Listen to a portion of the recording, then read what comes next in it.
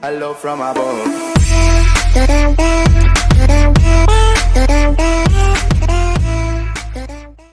Oke, kembali lagi di Gober, ngobrol bareng Gus Ber. Hari ini kita kedatangan tamu yang luar biasa, seorang pelatih bola, pecinta wanita, pelatih futsal dan wasit yang berlisensi C3.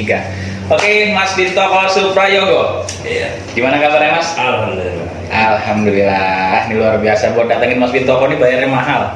Jarang-jarang nih pelatih 2M hebat. 2M, 3M kali ya, MBR maksudnya.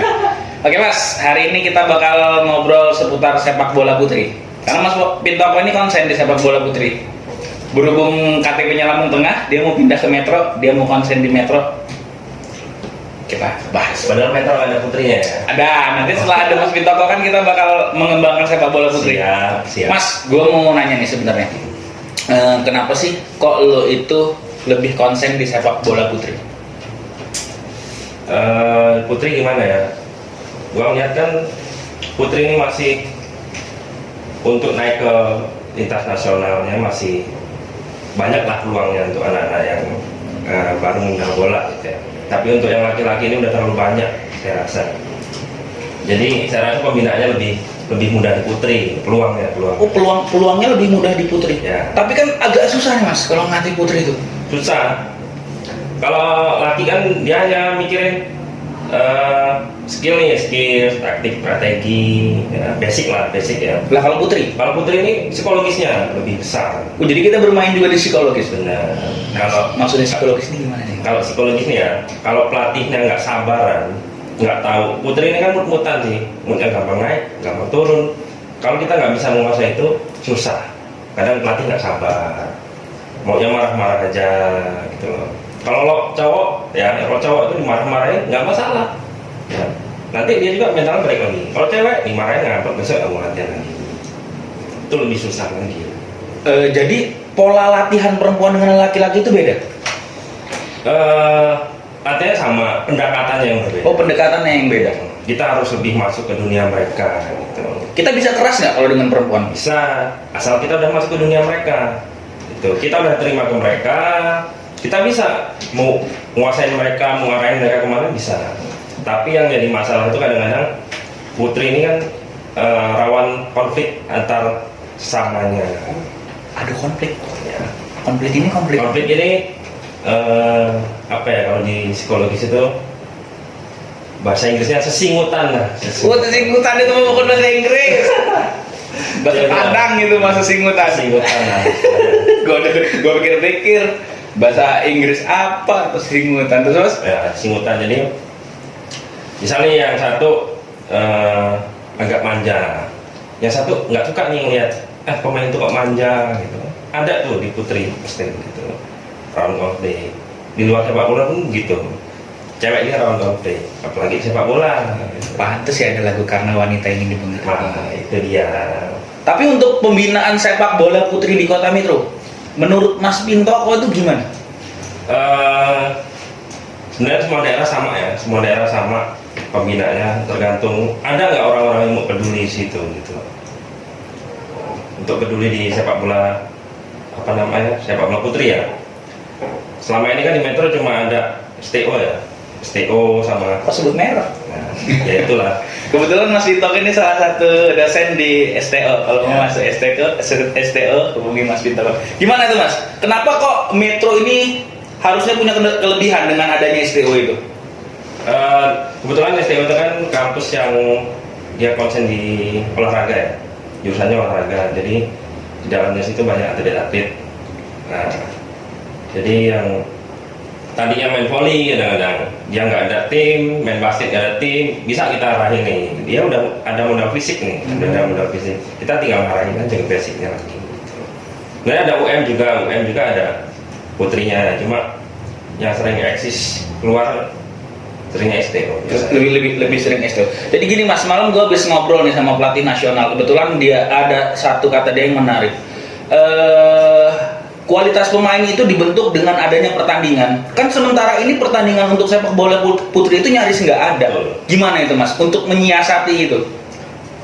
Sebenarnya gini ya, di putri itu dia di masyarakat masih awam, kebanyakan masih awam. Jadi anaknya main bola, janganlah cewek kok main bola gitu kan. Itu masih ada sedikit tabu lah ya, gitu ya. jadi event-event yang putri itu masih kurang apa ya, tanda kutip itu kurang Diminati. ya, kurang diminati lah untuk masyarakat pada umumnya. Jadi kompetisi itu masih jarang untuk level putri ya. Paling Bandar Lampung yang sering ya, Bandar Lampung. Untuk di Metro sendiri kita baru mau menggerakkan lah. Oh, baru maksudnya menggerakkan ini apa nih yang mau digerakkan nih, Mas? Ya, gerakan itu ya kita adain kompetisi nih. Kita mau ngadain kompetisi apa nih di Metro, Mas? Ya kecil-kecilan lah, liga atau sistem yang penting berjenjang lah pertandingan. Gue tertarik nih, kenapa harus liga? Kalau liga ya, menurut gua ya, kalau liga itu untuk pembinaan pas, karena dia ada setelah itu main minggu depan atau minggu depannya atau bulan depannya lagi kita main lagi gitu. Enggak saat pertandingan itu selesai, habis itu bubar timnya. Betul itu. Karena gue pernah dengar itu latihan itu berdasarkan pertandingan, evaluasi. Betul itu, Mas. Betul. Sementara kita nggak ada pertandingan, terus apa yang mau kita evaluasi? Ya, betul. Kapan rencananya liga ini akan diadakan dan mulai digelar? Kalau gue sih rencanainnya Februari ya, secepatnya. Secepatnya. Ya, sebelum kita masukin Ramadan.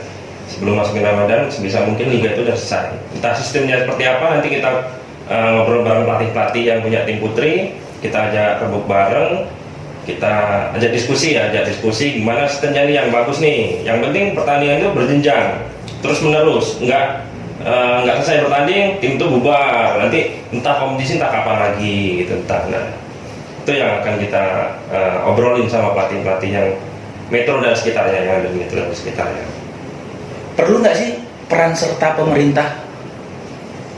Kalau gua rasa perlu ya, karena apa ya, dukungan untuk mengadakan liga tersebut ya tetap. Tapi sejauh ini pemerintah terkesan tutup mata kan Ya, untuk hal ini. betul. Pemerintah biasanya kan memfasilitasi kayak lapangan tuh, terus mensponsori untuk mengadakan liga itu. Tapi sebenarnya kita bisa mandiri. Kalau gue lebih setuju mandiri. Ya. Jadi ketika kita sudah liga itu berjalan mandiri, itu suatu tamparan untuk pemerintah. Kalau gua nggak mau ngandalin pemerintah terus. Betul. Nah, toh ketika kita sudah bergerak, orang melihat, oh itu, dan dengan sendirinya gue rasa dia akan membantu nanti. Jadi kita adakan dulu gitu kompetisinya, liganya. Kalau gue sih cita-citanya ya punya tim yang mandiri, yang dia bisa membiayai diri sendiri. Ya, entah itu kecil-kecilan, entah itu untuk liga seputaran Metro, entah seputaran Lampung, yang penting dia bisa membiayai diri sendiri. Betul. Tapi lo sebenarnya lebih setuju pembinaan apa nyomot? Karena kan kebanyakan tim-tim di tahu lah, kalau nggak usah kita sebut, itu lebih seneng nyomot. Nah, itu yang bikin sepak bola kita nggak maju-maju. Oh, itu ya. Betul. Salah satunya Ya. Berarti ada salah 2, salah 3, salah 4. banyak. Salah banyak. Salah satunya itu. Salah satunya itu kenapa? Jadi kita nggak fokus ke pembinaan. Kalau ada kompetisi itu nanti ujung-ujungnya pelatihnya ngandalin gengsi. Gua nih gengsi nih, gua harus juara. Akhirnya dia menggunakan cara apapun untuk menjuarai kompetisi itu. Jadi pembinaan seperti attitude pemain, fair play segala macam nggak digunakan. Kadang-kadang saat pertandingan dia nyolong umur. Nah, Itu masalah klasik banget ya, klasik banget itu. Itu kan nggak masuk pembinaan. Harusnya pembinaan itu kalau dia kalah nanti ada evaluasi seperti Betul. Mas Gusber bilang tadi. Kalah dia evaluasi, latihan lagi, lu harus latihan lebih keras lagi, untuk pertandingan selanjutnya. Itu namanya pembinaan. Tapi yang terjadi kan sekarang enggak. Kita harus juara biar gua ini dikenal banyak orang. Sudah salah terus. Terus berarti kan pembinaan itu bukan serta-merta untuk mencapai juara. Enggak. Sebenarnya yang harus dititik beratkan dari sebuah pembinaan itu apa, Mas? Pembinaan itu kalau untuk basic skill ya kita bisa pelajari latihan. Tapi untuk pengalaman bertanding, pengalaman menguasai lapangan itu di pertandingan. Gitu. Menguasai emosional saat bertanding itu di pertandingan semuanya. Jadi banyak yang kita pelajari di pertandingan, pengalaman bertanding itu banyak kita pelajari. Itu yang harusnya di usia dini ditanamkan, entah di putra dan putri semua Semua harus begitu. Tapi kan kadang Di tempat kita itu ketika di umur 9 sampai dengan 12 yang seharusnya benar-benar dia mulai baru pengenalan sudah dituntut untuk juara. Juara, betul. Itu yang merusak. Itu benar-benar merusak. Nanti ketika 13 ke 15 sudah mulai mengenal tarka. Ya. Orientasinya uang. Itu yang merusak. Itu bikin merusak. Seharusnya kan belum siap ketika pemain 15 tahun dia harus ikut tarkam dengan kelompok umur, itu kan belum siap. Itu mempengaruhi nggak sih Mas di kualitas pemain? Sangat mempengaruhi. Jadi Dari segi olahraganya? Dia nggak belajar. Misal nih, dia ada event yang lebih penting, dia ada tujuan yang lebih penting ya, lebih penting untuk jenjang karir dia, jenjang karir. Akhirnya dia lebih penting ke tarkam karena dia akan dapat duit di situ. Ya, entah dia bakal cedera, kan rawan tuh, ya di tarkam itu, entah lapangannya standar atau tidak, terus keamanannya standar atau tidak, dia nggak memikirkan. Akhirnya basic dia ya,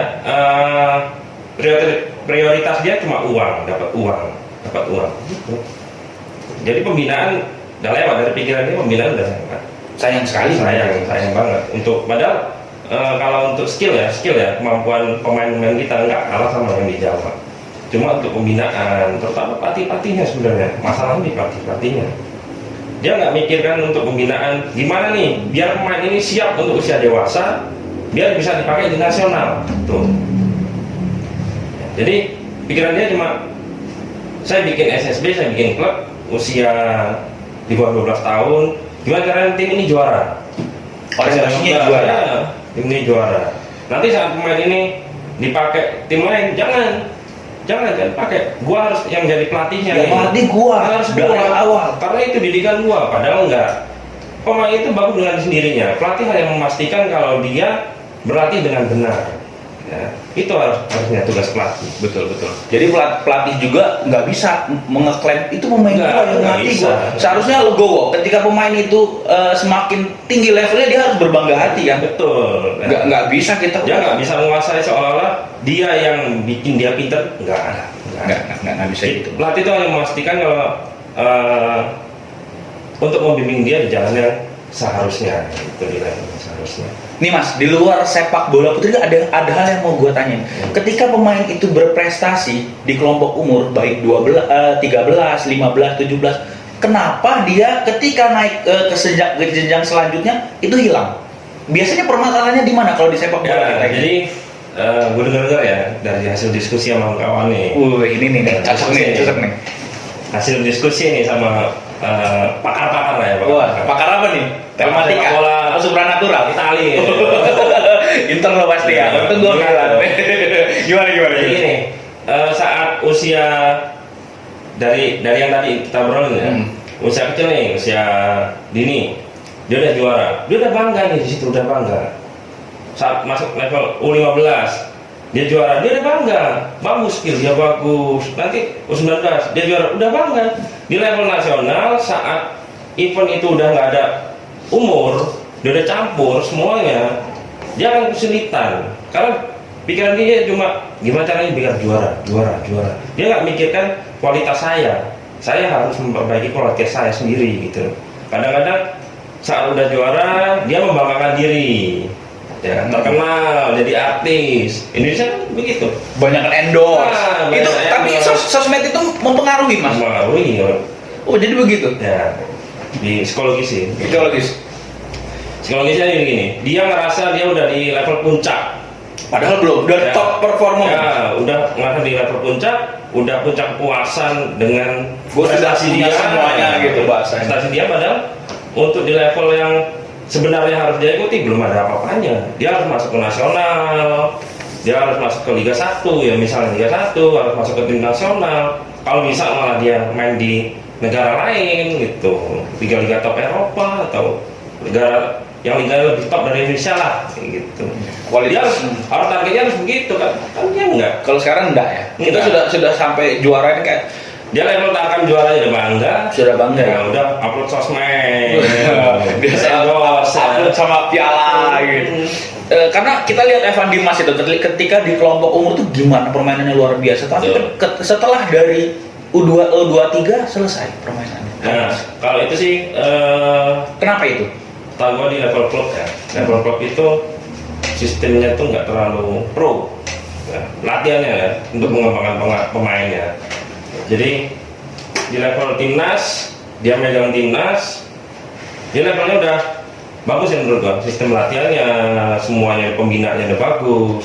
Saat masuk ke klubnya kan kita tahu sendiri klub Indonesia seperti apa kan. Nggak terlalu apa ya betul. Nggak terlalu memikirkan perkembangan pemain-pemainnya gitu ya. Jadi balik lagi ke orientasinya juara. ya Juara dan hasil. gimana caranya biar juara lah. Bukan proses yang Ya, mereka. entah mainnya bagaimana, yang penting dia menang juara. Sebenarnya itu harus dihilangkan gitu. Juara itu kan bonus gitu. Betul. Selebihnya kemampuan pemain, kualitas pemain yang harus kita jaga. Bener. Sebenarnya kan di pelatih kan ada yang fokus untuk pelatih ini harusnya tahu nih usia segini nih dia udah siap belum untuk ke level yang di atasnya di senior, udah siap belum gitu.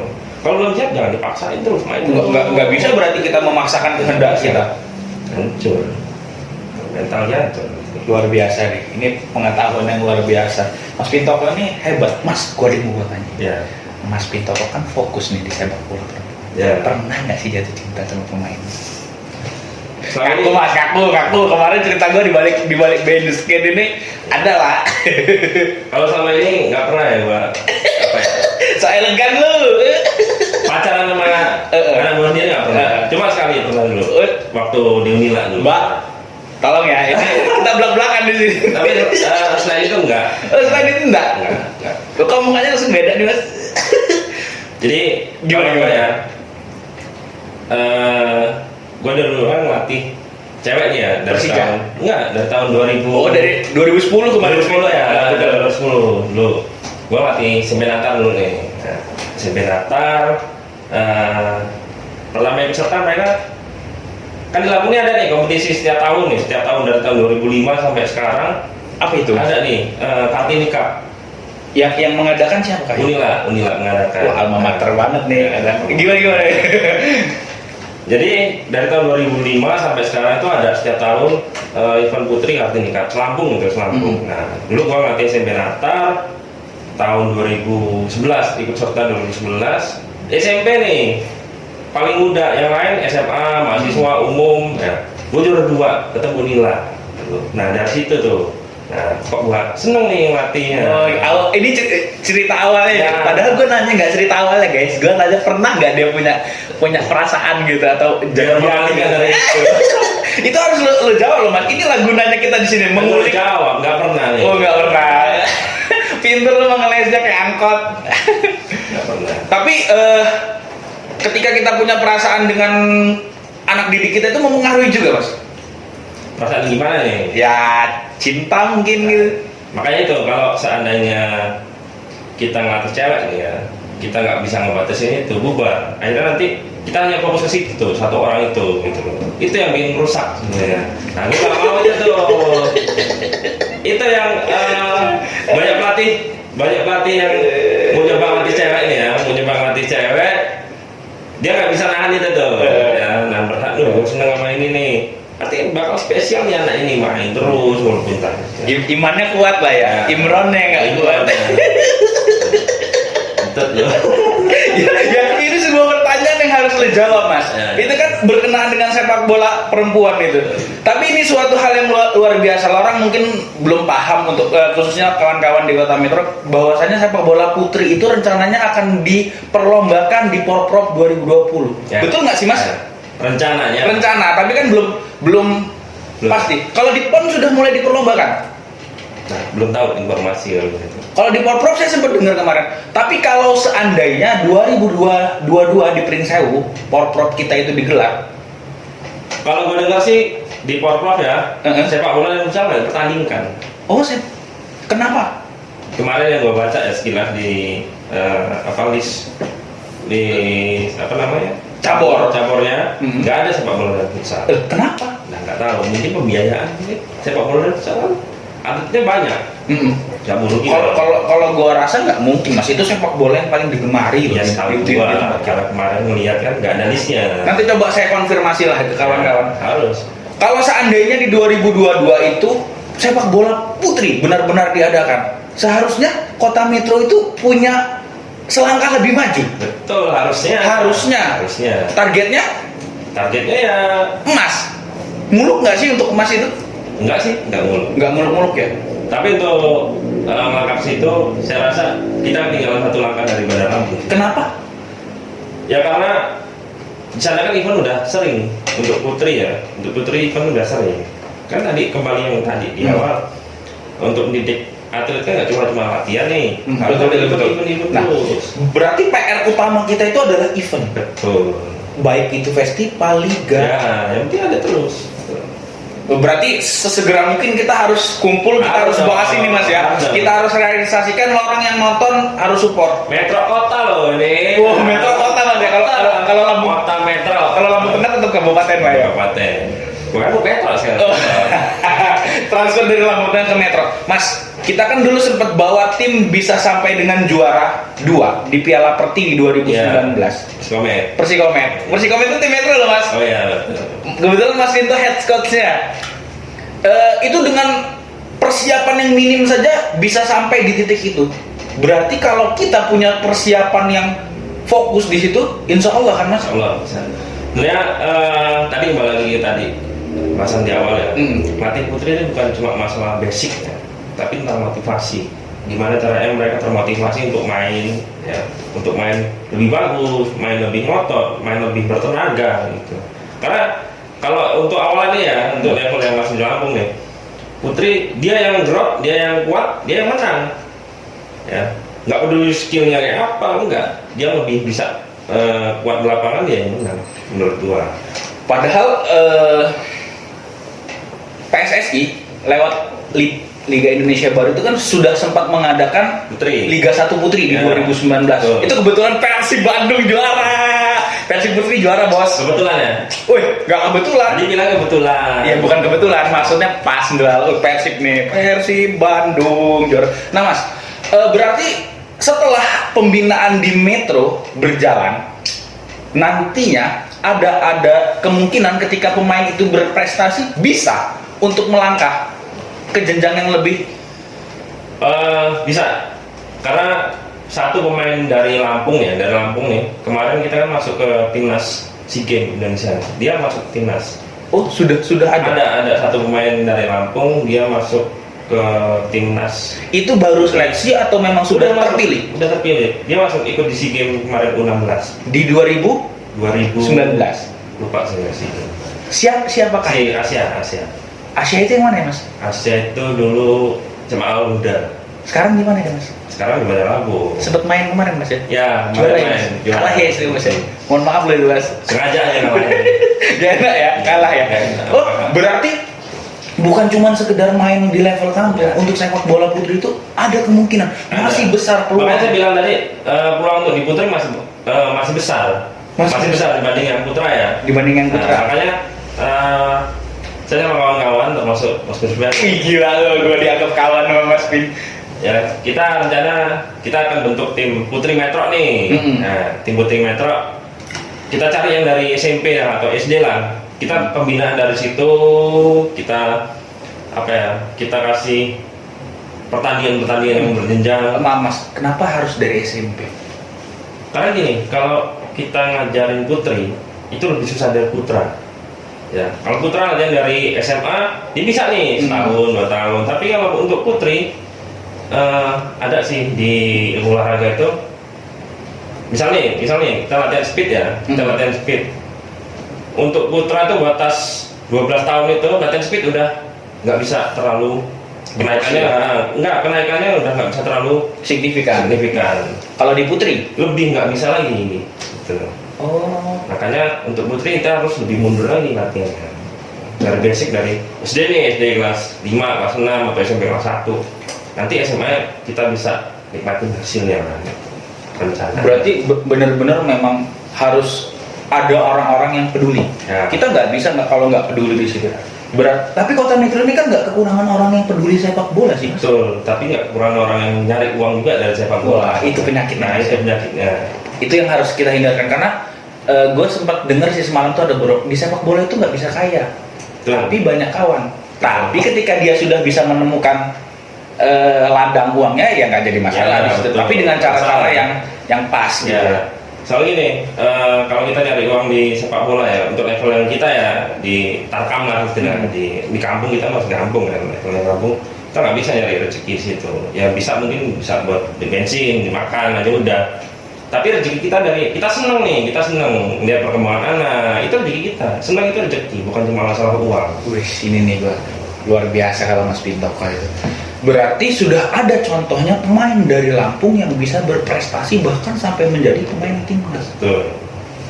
Selain itu ada prestasi-prestasi lain untuk individu pemain. Gue sempet dengar cerita itu ada tiga orang tuh dari Lampung akhirnya dia berlatih di Cina kalau nggak salah waktu itu. Oh dulu iya, dulu pernah apa yang namanya? Apa yot? Iya undangan, apa gitu? undangan. Berapa bulan gitu kalau nggak salah. Undangan dari Cina sebenarnya dulu tuh Unila sebenarnya dulu yang ditawarin. Oh sebenarnya Unila. Cuma kan Unila lagi. dari ada biaya individu. Oh pada BB. Ya ada biaya individu untuk keberangkatan lah istilahnya, membantu keberangkatan. Akhirnya yang mampu aja yang berangkat. Gitu. Itu pun sepertinya nggak satu tim. Ya. Setahu saya tiga itu. 3 orang ya. Firda, sama si Cindy. Itu. Ya, 3. Karena itu yang lain kendala dana sih. Tapi itu jadi suatu hal yang luar biasa ya. Betul. Bisa jadi tambahan ilmu untuk pemain-pemain. Pengalaman kan. Pengalaman itu mahal kan. Terutama si Firda dulu ikut kan masih SMP tuh dulu dia nih. Oh, Nana tuh. Betul, dia masih SMP nih. Sekarang dia dapat beasiswa untuk masuk SMA Al-Huda.